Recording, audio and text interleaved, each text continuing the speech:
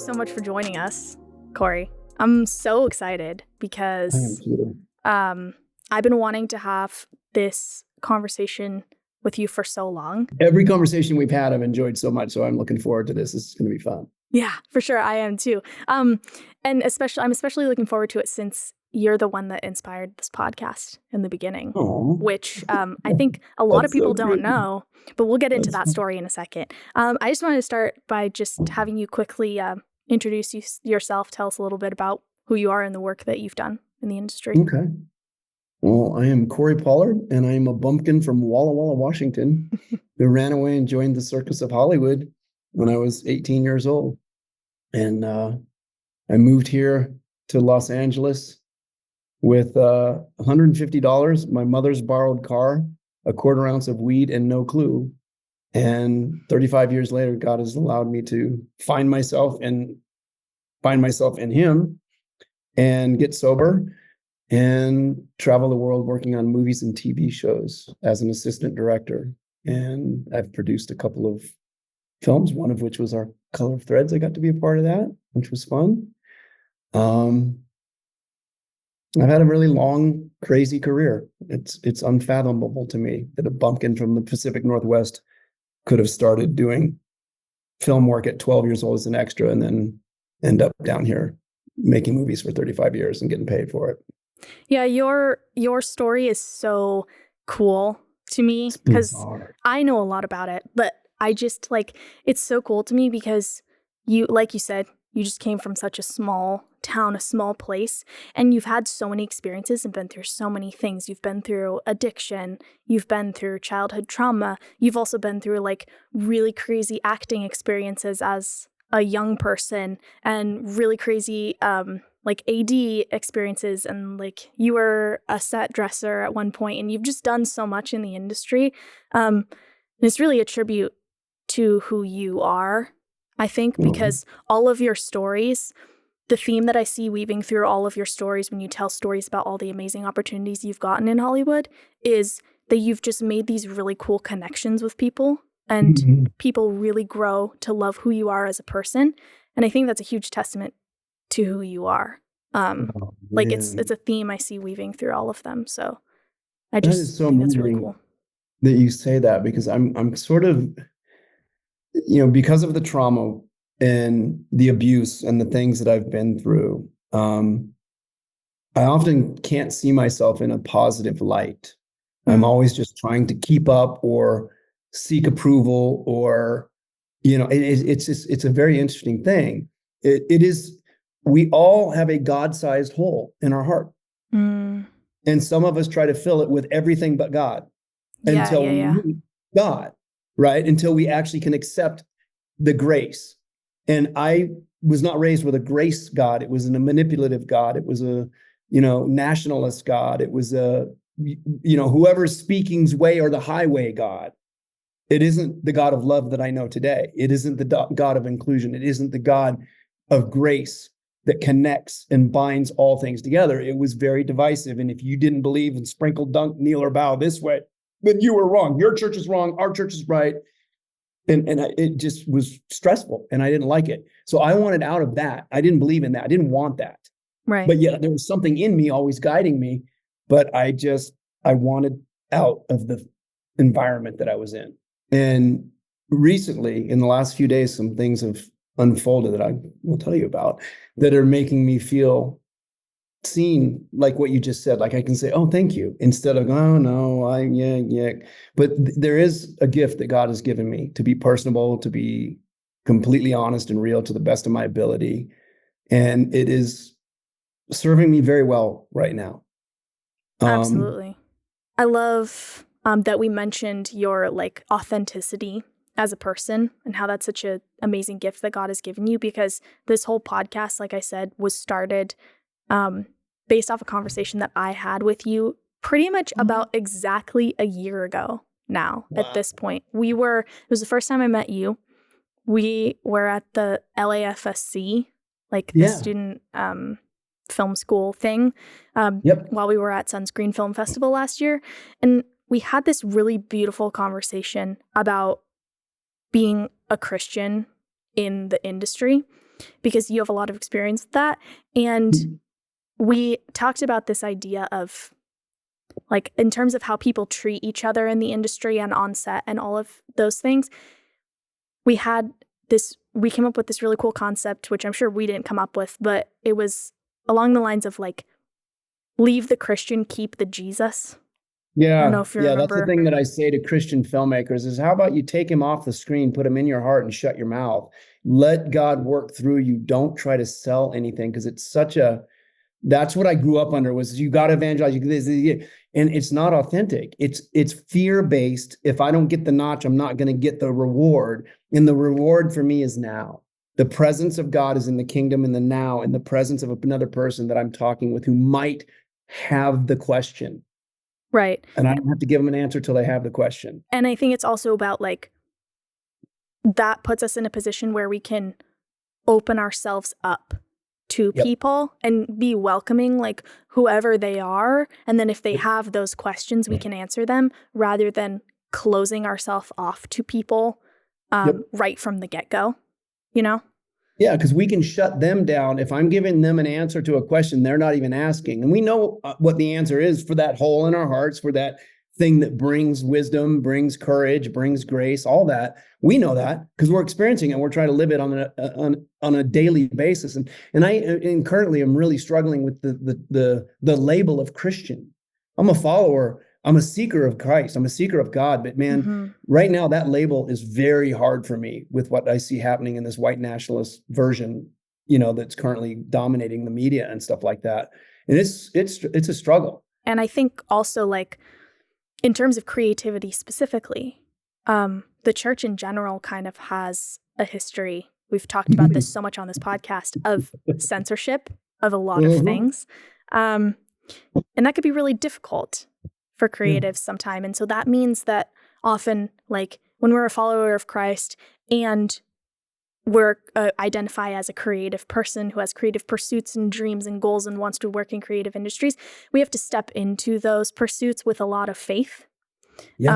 Because it can be really difficult, both because you kind of can get hit with it from both sides, right? It's like you step into the industry, and on one side you have the people who are believers like you, but they're in your ear being like, you shouldn't do that. Why are you on that set? Why are you doing that project? Which I know you've experienced. And then on the other side, right. And then on the other side, you have, like, maybe some of the people in the industry who aren't used to interacting with or being around believers, or who don't share the same beliefs, which is totally fine. But then you get that condemnation of, like, why do you believe that way? Why do you act that way? Why do you do the things you do?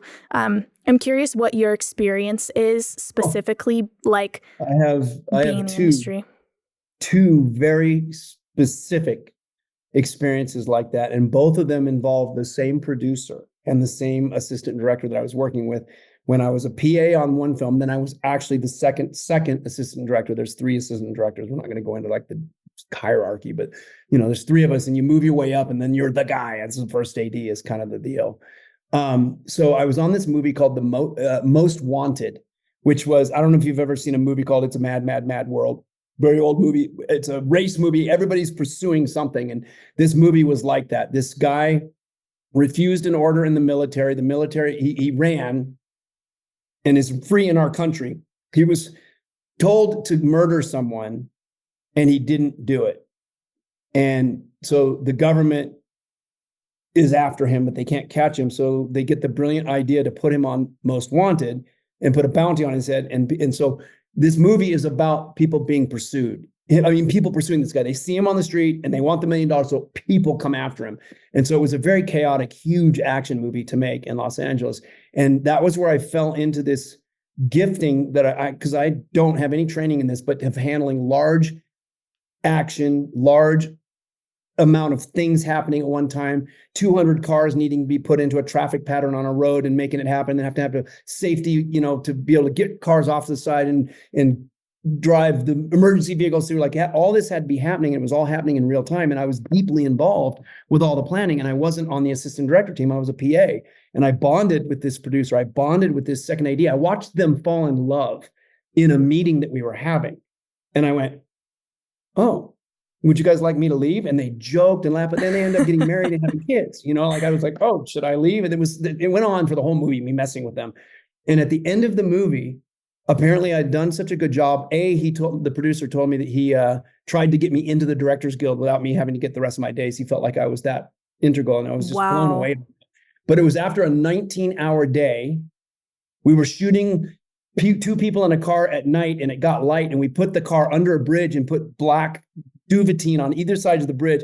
19 hours we're working, and I had the responsibility to fill out the production report, which is a end of work paperwork that you sign that has everybody's in times and out times, so the producers can go to the accountants and look at a hot cost and see how much money we spent, how much back then it was film, how many feet of film we shot, how many rolls of sound was, like literally every detail. And I can't even see, and I'm sitting in a trailer with the first AD, which is not his girlfriend, but this Jewish hardcore guy. He had just come off doing one of the big, his name's Carl Goldstein, came off doing one of the big, what's his name? The Die Hard movies.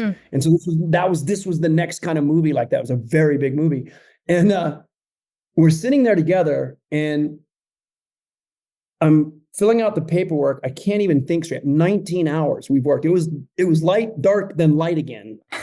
And I still had to drive home. And I'm trying to fill this out, and the producers, they're sitting there having beers and they're talking, and the producer looks at me and goes, man, I don't understand you. You are one of the most competent guys I have ever seen. And you are a Christian. You believe in that. And I'm like, I do. And I'm like, I can't concentrate. I'm trying to do math. And this guy's wanting my witness now. This is how this works, God. I'm supposed to now talk and try to sell Jesus to this guy. And I just want to go home to my wife. And it was the strangest thing. The Carl Goldstein, he's a Jewish cat, goes, Tony, Jesus was the only thing that could save a piece of shit like Korey. He had such a problem in his life. And I'm looking at him. I've never spoken to Carl about my life. Carl's previous second AD was a man that saw me on a set, knew that I was not on drugs anymore, had some issues himself, took me to dinner to ask how I, got off drugs. And I said, he's another Jewish guy. And I said, Michael, I'm going to tell you the truth and tell you everything that it is, but it involves Jesus, so you might not like it. And I shared my story. Nothing changed in that guy's life, but he told my story to someone else. That's how this works. Yeah. Right? I didn't need to notch a belt. I really, Michael's a great guy. He is sober today. I don't know how he did it. We don't talk anymore. But Carl proceeded to kind of give him my witness. Mm-hmm. And I sat there, and I'm still trying to concentrate and what's my ceiling? What's my seal the deal move? What am I going to say here? And Tony goes, whatever your faith is, I'm kind of interested in. But my brother-in-law constantly is telling me I'm going to hell, tells me I shouldn't be doing what I'm doing, on and on and on and on. I said, well, Tony, I don't know how to tell you anything other than I read scripture and I ask this thing to be real to me, and it has never let me down, ever. He goes, I've never seen you lose your cool on a set. This set, you could have lost your shit many times. Mm-hmm. You never did. I'm like, that's amazing, because I felt like I was losing it all the time. He goes, you never appeared that way. And I thought, that's amazing. And I now have right at 30-year relationship with the guy. And every time I see him, he still asks about my faith. Hasn't made a decision, hasn't changed the needle one bit or the other. Wow. And my faith has never changed, never wavered, And so that is how this thing works. Mm-hmm. I don't have to have the answers, but I am ready and willing to give an answer for the hope. I think that is such a beautiful testament to the idea of what we're really trying to say here is that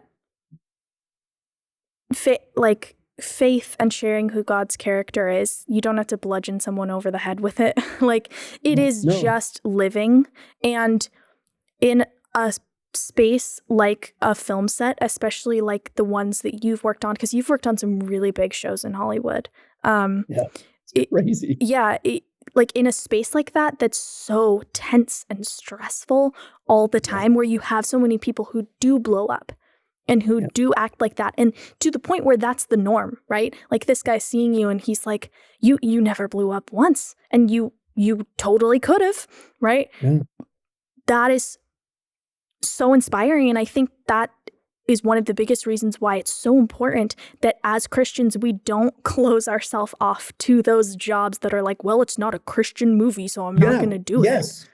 So what the way that my path back to the Lord happened was just unbelievable. And I got involved in a church and then started getting that judgment. Oh, I don't think God wants you to work on that movie, because they wanted me to work in the youth group. That's manipulation. That's not looking out for me. Then I started to wonder, am I doing this wrong? There's so many times that has happened in my life. And I just try to go, Lord, I love you. I love you so much, but I don't like your people. I don't like your people that take your word and manipulate it, because I'm reading something very different than they are, because I'm being pushed in a direction from what I'm reading. And they're circling around and they're pot-shotting from behind the circle wagons. I can't live like that. That's not me. That's not who I was created to be. And it's hard, because I wish I could just go to a Wednesday night Bible study every week and go to Sunday service, Saturday service, whichever version you go. Yeah. But I've never really gotten to have that. But I have incredible men that I read the word with. I have incredible men that hold me accountable, that iron sharpening iron, that believe that God is doing something. And I will take that over, making perfect attendance at a church every week. Yeah, I fully hear you. And one of the biggest parts of stepping out in faith into the industry that you feel God has called you to be in and do work in, no matter what judgment you're going to get from other people, wherever it's coming from, one of the biggest parts of that is letting go of control. Yeah, that's the hardest part. Which is really difficult. Everything else isn't faith. That's not faith. And that's hard, because I want it to just be fed to me. I say, I want the Jesus lobotomy. I just want to shut the brain off and just walk like the ducks and do the thing. But I live a Mr. Magoo faith. Now, this is this is way beyond a lot of folks' age range, but there was an old cartoon called Mr. Magoo, and he was this fuddy-duddy old guy who walks out the door one day without his glasses on and he can't see. And everybody around him is going, no, watch out. He almost walks through like wet concrete. Yeah. Then he ends up on a girder. The girder lifts up and he's on, and everybody around him is going, oh my gosh. And he takes a step. And every time he steps off of one thing into a disaster, you would think, something else appears. And he walks and he walks and he walks.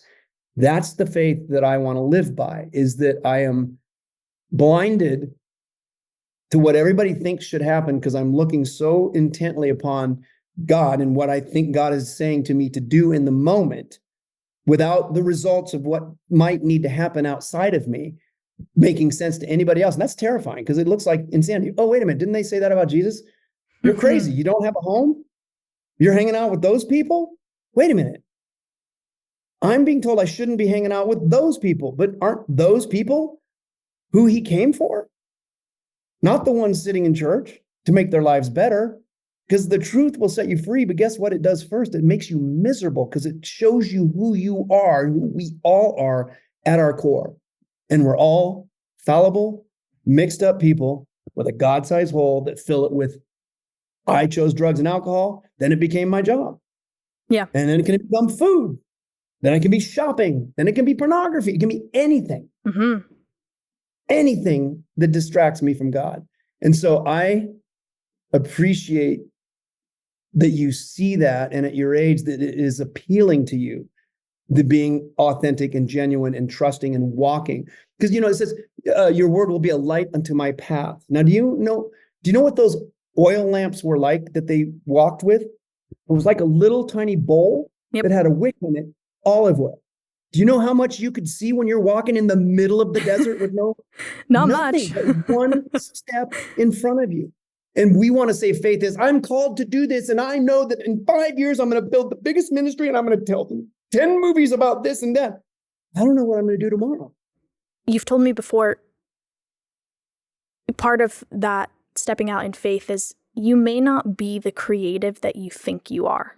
In the letting go of control, you may not be the creative that you think you are. Can you just explain a little bit for people who are listening what you mean by that? Yeah, I mean, and this message is for anyone, but I've obviously spoken it mostly in film schools, and especially in Christian film schools, because, we live in a world that tells you, you're going to film school, you're getting a degree, you're going to be a director, writer, producer. You're going to a college, you're getting a degree, you're going to be this thing. Well, guess what? It's not working. As a matter of fact, college it's going down. People are not buying it anymore because the piece of paper doesn't make you the thing. Yeah. Right.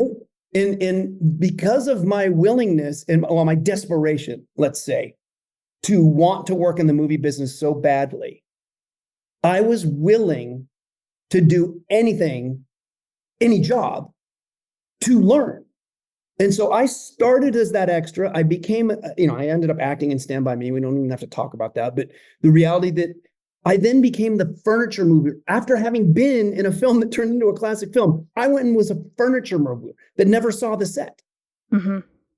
And I have been invited to every position. Wait a minute, isn't that biblical? Don't sit at the head of the table. Let let someone invite you there. Yeah. And I have been invited to every position that I have gone to, and that was never my goal. I just wanted to be in the game. We were just talking about control.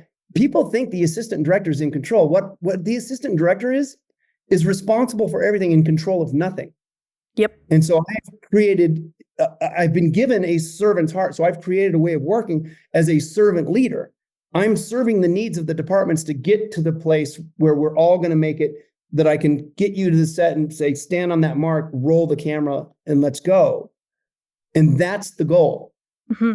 And so I think in life that we spend so much time, I actually, this is so crazy.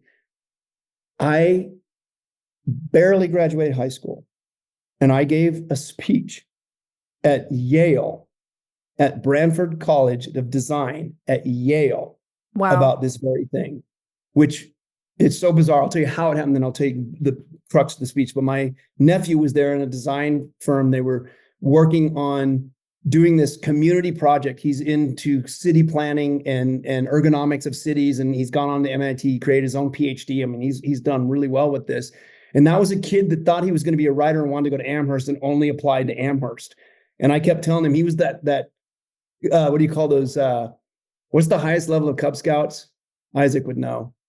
Eagle Scout. He everything he did through junior high and high school just turned it to gold. So he just assumed he was getting in. He didn't get in that school, and he applied to all these other schools. He ends up there. And while he's there at that school, he's making a complete shift from being a writer. Like, everything's changing because he's trusting. And we've been talking about, I can't wait till you fail. He's like, I don't know what you mean. When he didn't get into Amherst, he called me, goes, is this what you meant? I'm like, yeah. So now how do you respond to that? You're not maybe who you thought you would be. And that was the very beginning of me starting to really think about what that meant, and then looking at my career in my life. And so he was a 19-year-old kid. I'm in my 30s at that point. And we had a great conversation. Then he got into these projects, and he was managing personalities, and he had been on a set with me. He came to Los Angeles with his dad once, and I was doing a television show called Undeclared, and we were doing a college party. And I threw him in as an extra. So he was in there, and he saw me all day doing what I do, managing difficult personalities and doing the thing. And so he would call me from school and go, oh my man, this project, I don't know how I'm going to get all these people to agree to get to this point. And I would say, well, tell me the personality. Tell me the things that person has said to you. And I helped him kind of come up with ideas to talk to the people. And it worked. And the director of the program noticed it and said, Matthew, I saw all of that. That is amazing. How did you come up with that? My Uncle Korey. And she called me and brought me out there and said, if you were going to talk to young students today, what would you like to say to them? Based on your life and the success you've had in your industry, what would you say to them? I said, wow, that's a good question. And that was, at that point, I was now a first AD. And I did not plan that, could have never seen myself picking that path and going on it. I realized I'd been invited up by people who believed in me and saw things in me and asked me to do things that would have never been on my radar. Mm-hmm. But because I was such a damaged, traumatized, need to please, people pleaser, seeking approval, I said yes to everything. So the gregarious guy that you guys saw on the set on those big days where I'm, okay, put the horse in the that. That's not me. I am actually like an omnivore. I'd rather just sit and be quiet. Where I get excited is talking about God and talking about how you can get passionate and work toward goals. Other than that, I'd rather just hide in a room and be quiet, but I had to assume an identity. So I'm climbing. What I said in Yale was that be careful of putting your eyes on this one goal that you think you are, because you might miss the greatest opportunity of your life. So let's say you're getting the degree and in 2 years, you're not working, doing what you want to do with a degree. Are you a failure? Or were you just unwilling to try new things because of what you concentrated on? And I said, my example of that is I started the bottom rung of a ladder. At that point, it was 20 years. And I said, I started trying to climb a ladder that I didn't even know where I wanted to get. I'm on a different ladder that's leaning on a different wall, and I'm on the top rung of that ladder. Yeah. I did not see this coming. Yeah. And I have a very complicated but fulfilling life. And I don't want anyone to ever miss out on that opportunity by just concentrating on a piece of paper and the debt you've gotten to get there, when you could miss the greatest opportunity by not looking someone in the eye at Starbucks. Yeah. And having actual exchange with a human. Yeah, it will. And that's what happens when you decide to grab onto that control aspect instead of putting like more of yourself into the faith side. Yep. That's what happens. You miss those opportunities, and I think that too, like being authentic, that takes a ton of faith too. Because which reminds me of a question I had for you. Is authenticity in the like large industry, like in Hollywood, is authenticity really that rare? Yeah, there are some incredible people.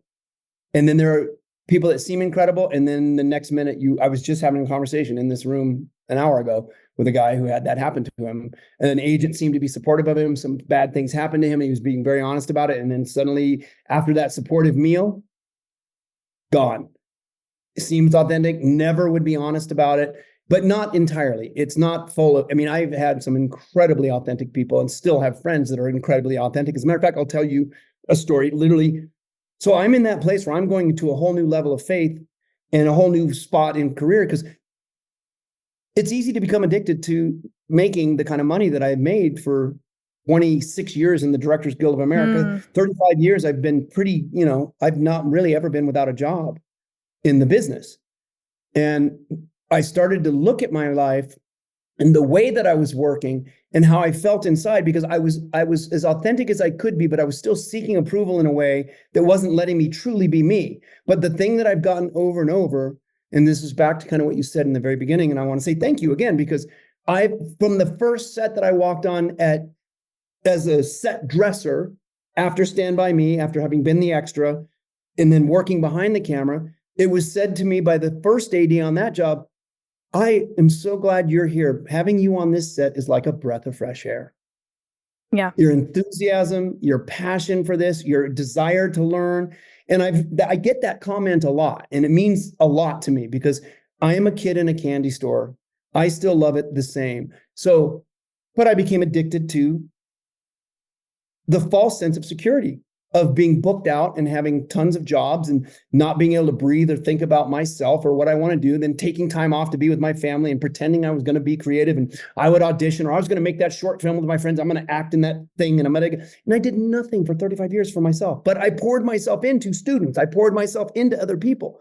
So in 2018, I had to stop doing that and figure out who Korey was. Korey's not an AD. He never wanted to be an AD. But he became a really good one, because that's what I do. I'm a chameleon. I can go into any environment. But who am I? At that point, I was 50 years old and didn't know who I was, except I was good at what I did. But that's not who I am. And so I had to step away, and I I quit in a very appropriate way. It was mutual. Yeah. A very large television show. And with the permission of my wife, I called her and said, I can't do this. I am realizing that I'm doing this to seek approval, and it's making me sick, because I've noticed, and that job is hard, and yes, let's figure out what it means. And so I've been basically not working for a number of years. I've gotten, a season of a show and then walked away and I finished it, but I have now put the bread on the water one more time, and I am grateful that I got to do what we did up there with Color of Thread and with Walla Walla University, because that's where my heart is with people that want to learn the effective ways to do this and are spiritually trying to find who they are and don't want them to have to give up everything the way that I did. And now I'm living a whole nother faith. I have no control over anything that happens. So just the reality of letting go again for me at 55 years old. And I hope that that's a message that people will get, is that just because you thought you let go once doesn't mean that that's it. Like, I have literally walked away from the identity of being an AD right now. I might do something in June and I may not get that job. And I'm not looking for them because I'm looking for what God has for me today. Right. And terrifying. Your security isn't in your identity as like that one thing, right? Like, I'm an AD. I'm letting it go. It doesn't matter what you're doing, because your security and your identity is in Christ. And that allows you to pursue whatever creative pursuits you want to pursue. Yeah. But it's hard as a dad and a husband, because now, but I've always been that way. My way of getting a job was to get off a job and lay on my face in my office and just pray, where do you want me today? Not making a million phone calls, but who do you want me to call specifically so that I can just touch a person, not get a job? It's the connections, like you talked about, the years of relationship. That's what it is. I don't call people to look for jobs. I call people to say hi and see how they're doing. And something reminded me of them. And more often than not, when something has reminded me of a person and I call them, I've gotten more jobs from, oh man, I can't believe I didn't think of you. Dude, you need to come. I mean, literally, that's how it's always happened. Not anything else other than being invited in some way. And that's so much of that, if not all, is attributed to God. And just the ways... All of it is. There's no question. Right. He takes so many like puzzle pieces, I guess you could say, and just fits them together into what he wants them to be. I want to close this conversation by asking a question that I think a lot, like myself for sure, and a lot of our demographic is wondering. When you let go of that human perception that you have of what life should be, and you let go of that control, and you let go of that fear of judgment and all these things we've talked about, and you fully step into that faith, or you attempt to, as much as you can, how does making that choice to step into faith affect navigating job opportunities that may come your way in the industry? That's an interesting question, because it's a choice that has to be made every day. And my fear and my control will slam that door of faith closed. But there's a process of getting before God every day and just saying, I am powerless. I'm completely clueless. What do you have for me? Take an inventory. Did I step on any toes yesterday? Do I need to go and make an amend and talk to another human, and keep my life clear, right? And then, over the course of my career, I've gotten judgmental and thought I shouldn't work on certain things. This. And have been checked and had to quit a job to go back to the job I didn't think I should do. Literally, I've had that experience. I'm going to tell that story some other time, but it's and so for me, it is every day is going to be different. And I am wanting to open that door every day. And it doesn't just open because I made a decision. I have to continue to make that decision every day. And that's what is my practice in my morning routine, which is, it's funny because it literally is RPM, get your RPMs up, read, pray, meditate. Amen. And I start every day that way. And some days I'm stuck reading the same stuff. Sometimes a book speaks to me and I'll go pick it up and it's some other, because I read some pretty heady stuff that a lot of people don't read, like things written anonymously by monks in the 13th century and things called Abandonment to Divine Providence by Jean-Pierre de Caussade.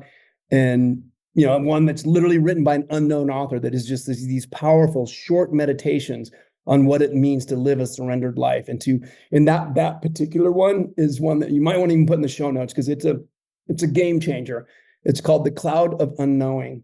because I need to spend all my time unknowing everything I think I know about God and about myself and about my circumstances so that God can reveal to me himself. Yeah. Because I don't know God because I made a choice and I believe in Jesus and I prayed a prayer. I'm in a relationship with a power that because I seek it every day, I believe it is changing and transforming my life. And it has nothing to do with the movies I've worked on or TV shows I've worked on or cool crap I've done.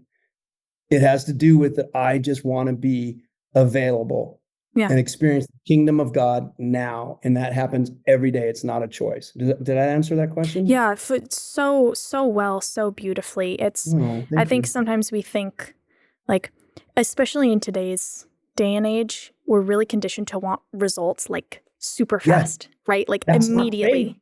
Because when you open up your phone and you immediately have like Google at your fingertips for any question you have, or social media or whatever. Like if you want to watch a show, you can be playing one in 2 seconds by just searching Netflix or whatever. And so I think sometimes we forget, especially young people like myself. And unplugging, that's the thing. Yeah. And that's hard because you guys have grown up with it. But I was up in the generation before any of this existed. We drank from the hose, played outside, went home when it was dark. Hey, I drank from the hose, okay? Yay! People react to that. But no, but that's the point is, in like, you know, we were talking before we recorded about Sabbath. I'm not Adventist, but I have Sabbath. And it doesn't matter which day of the week, but there's one day that I shut down. Yes. And if I get too many going, I know what the problem is. And I mean shut down. I call it, at the end of most of my projects, I do what I call a digital fast. I put it all away. I won't answer the phone. I will be available to my family. I will be alone. I come up here to the mountain to literally just decompress, you know, and days of silence are really hard for us. And I've been a part of some pretty incredible silent retreats. And there's a man named Brennan Manning. That's another one for the show notes. Brennan Manning, Ragamuffin Gospel, is a book that I think any young person should read because he was an alcoholic who struggled and continued to struggle even after writing, books about being so close to God. And he would fall off that wagon and come back in the grace. And there were people who judged him over and over. And it's such powerful stuff because he was 100% stuck in what he was stuck in. And sometimes that is so that you can still reach other people that are stuck. Because if he hadn't gotten wasted and ended up in the bar that he did when he woke up and came back, he wouldn't have dragged 3 other people with him. You know, and that sucks to go, wait a minute, that's not the life I want. I want the victorious in Jesus life where everything is gone and I'm just making money and doing all the stuff. And that's a different kind of faith. I don't really want that. Yeah, And in that, being in that silence, being available, you said available to your family, but that's also like availability to God, right? Yeah. And I would imagine that doing that at the end of a really big project, like a really big show or whatever you've just done, being silent and that becomes availability to God. He's then able to lead you to the next creative pursuit that he wants to use you in to change the world in however he sees fit. And I'm just so grateful that we could have you on this podcast and talk with you about all of this, because even if not every single thing we talk about is specifically about like a job or a movie or whatever, even just the life stuff, it really is all at the core and the most important parts of who we are as people, and what we believe about those core values and those core things is what ends up fueling all of our creative pursuits and all of our choices in what jobs we pursue and what work we pursue and what stories we make and all of that. And people that we surround ourselves with, like it's all of it. And that's what's crazy is, I think, like you were just saying, the results culture, the push a button and it's there thing. People are going for things before they know who they are. And I did that until I was 50, just showing up because I finally found the thing that filled the hole. Then I got off the drugs and I was still filling the hole with the job. And then I realized I was not available to the family. I had to change that. And I had to, I'm a guy that needs help. I'm a guy who needs a savior. Yeah. And that savior asks me to sit down at his feet. And I'm a Martha lady. I'm a run around guy, get stuff done. But Mary sitting at the feet, that is where, I know that was weird. That didn't come out right. No, I totally understand what you're saying though. And because I am too. I am too. But there's time for us to be both. And when it talks about the gifts that are given in Ephesians and all that stuff, he will pour into you exactly what you need to do when you are walking where he wants you to walk. And if that means walking on water, or that means healing somebody, that could happen, I think. Is it my goal? No. My goal is to be a conduit, period, available to trust that what you're telling me is to do, I'm going to do, and it's going to have a result that I might not see, but I believe that you're telling me to do it. Now I sound like a schizophrenic. Maybe that's why people don't like me. No, I'm so grateful for your authenticity. It's so refreshing, as many other people have said, and it's so inspiring. And I do want to end by telling you this. I thought about when you were talking about how you've been on sets where people are like, man, it's a breath of fresh air to have you here, right? That is so inspiring to me, because I can only imagine that that's how the disciples and tons of the people that Jesus met felt about him. Wow. And that just really speaks to how you are letting God work through you in the workplace and in your creative pursuits, by just like it's working. I can see that it's working because you just telling me that story about you being on that set made me think of Jesus, right? Oh, thank you. The call I was on just before you was with this lady that does actor training here, and I've spoken on her platform. I don't study with her, and she's invited me to become a mediator. And she said a very similar thing. She's a believer. And she said, Korey, the way that you're pursuing this, I want you to come in and talk about how you were behind the camera for 30 and now you're doing this. She goes, the thing that's beautiful about you is your authenticity, your enthusiasm, and you bring a joy when you walk into the room when you were speaking. And that just, it's making me cry, because I don't see myself that way, but I'm grateful, because that's what I want, because I don't want to see myself. I want to do the things that are important. But thank you. I am so blessed by this time. Yeah. This was really profound for me. Oh, I'm so glad. Thank you for. I can't believe I inspired it. I had no idea. Yeah, you totally did. Like almost, because the conversation was in April, so almost exactly a year ago. I remember it. It was fantastic, and I'm so glad. I had a feeling then that I was hopefully going to see you again, and I hope you were going to get my number and all that stuff. But the fact that we ended up getting to work on a movie together, I know, and we've had these conversations, and you're stuck with me. I'm like something you step in. You got my number. Just call anytime. You can't quite scrape me off. I will always be there for you. Thank you. I appreciate it. Thank you so much for your time and for talking with me today and sharing your experience and your opinions. It's so valuable, so inspiring for myself and people my age. So thank you so much. Anytime.